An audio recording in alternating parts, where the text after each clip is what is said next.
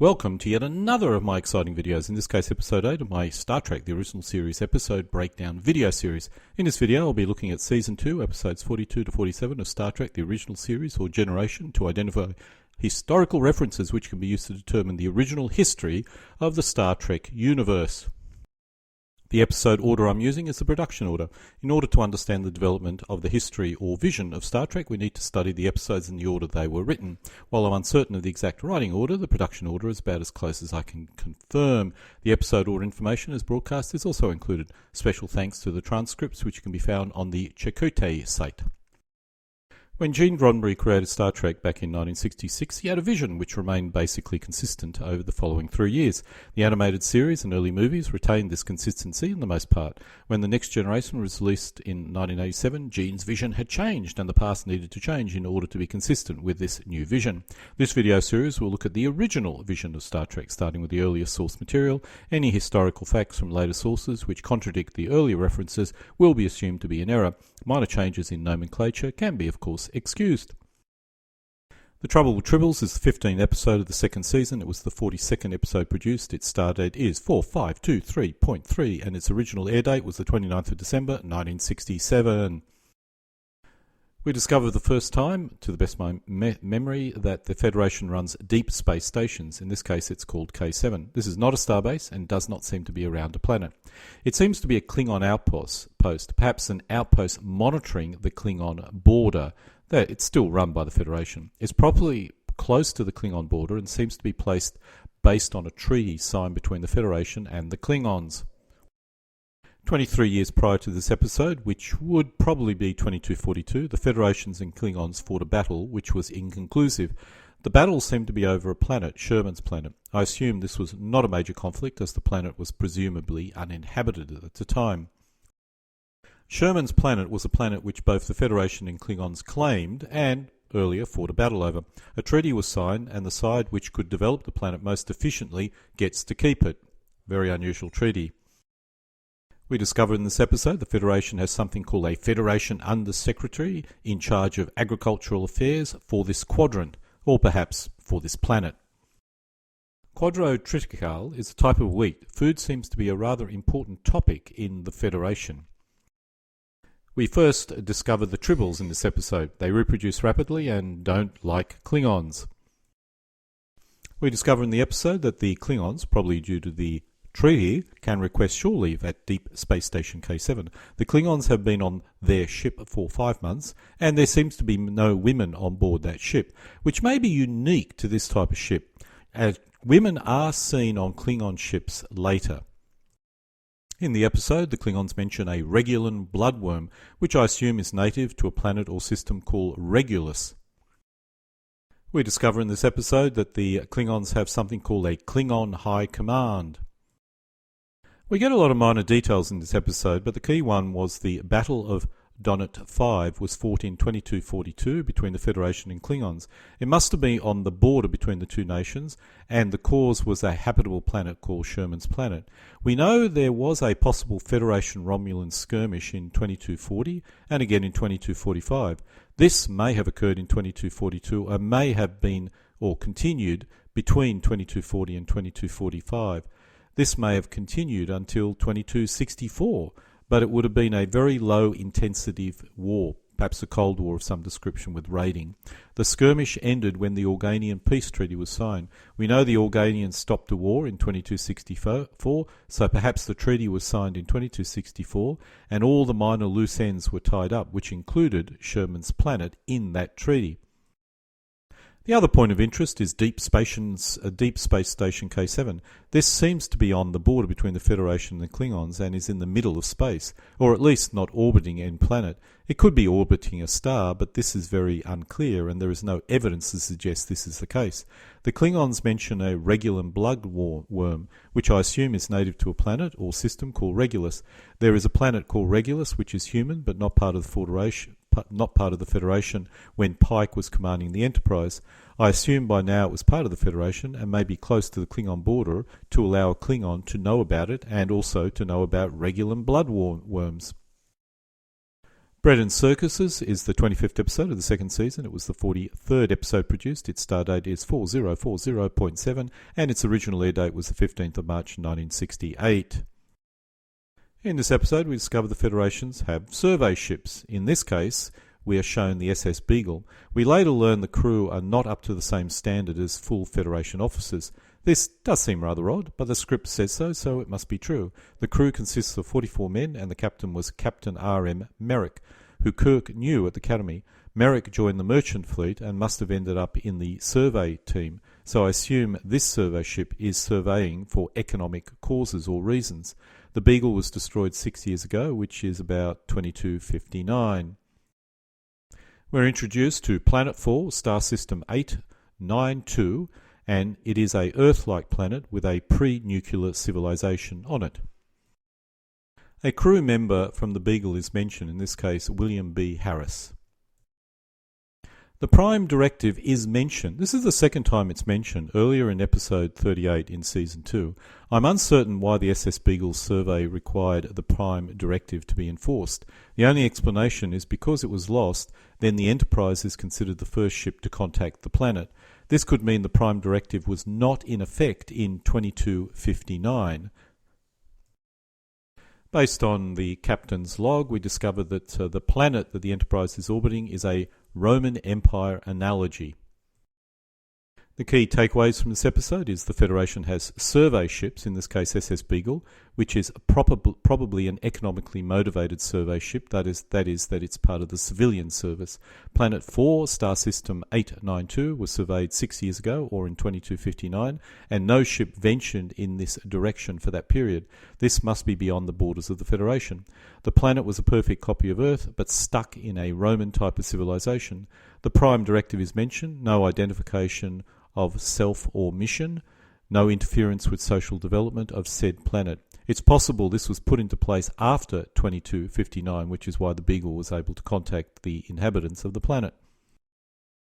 Journey to Babel is the 10th episode of the second season. It was the 44th episode produced. Its stardate is 3842.3 and its original air date was 17th of November 1967. We discover something called the Corridan question. The Corridan question is a negotiation to determine if the Corridan system will join the Federation. There are more than one planet, assuming to orbit a single star called Corridan. Some of the planets have mining occurring on it.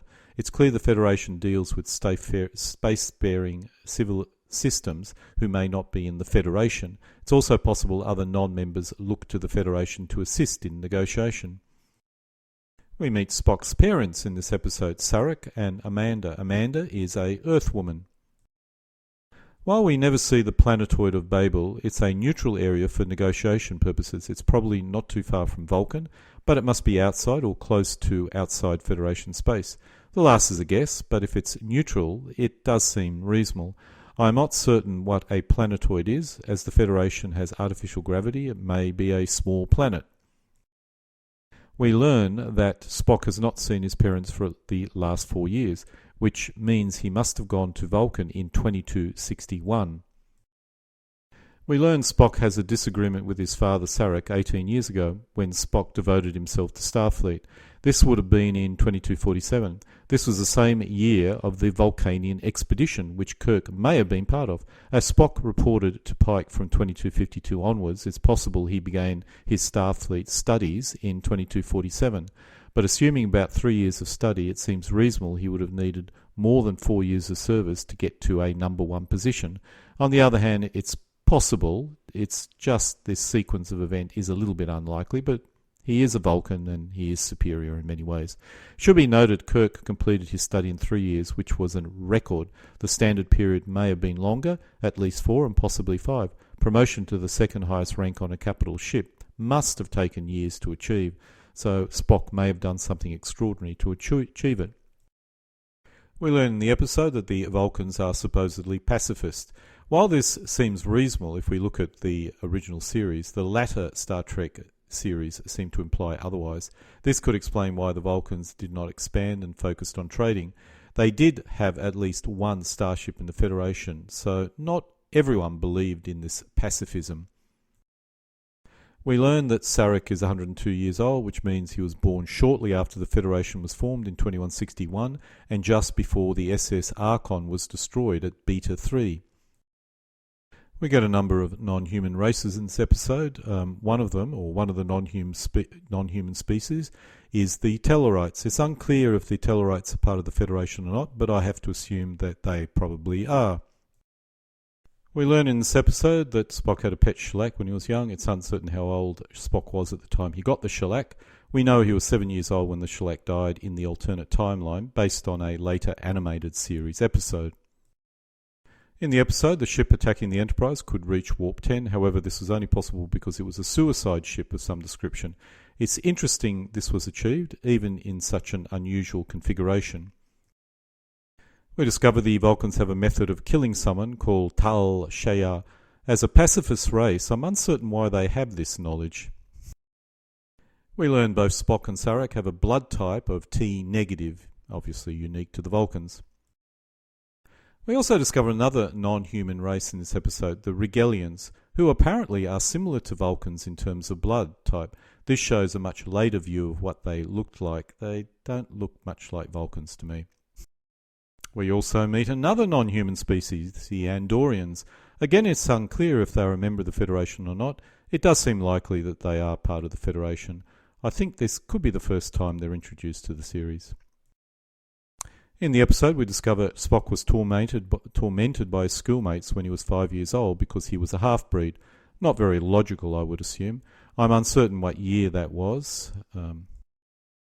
We meet yet another non-human race, in this case the Orions. The Orions are slavers and also the home of the green-skinned women. I assume these are all the same, but if so, they are supposed to be the part of the Federation. Looks like they're not very nice folks. That is, at least the guys aren't. The key takeaway from this episode is we discover a number of new planets.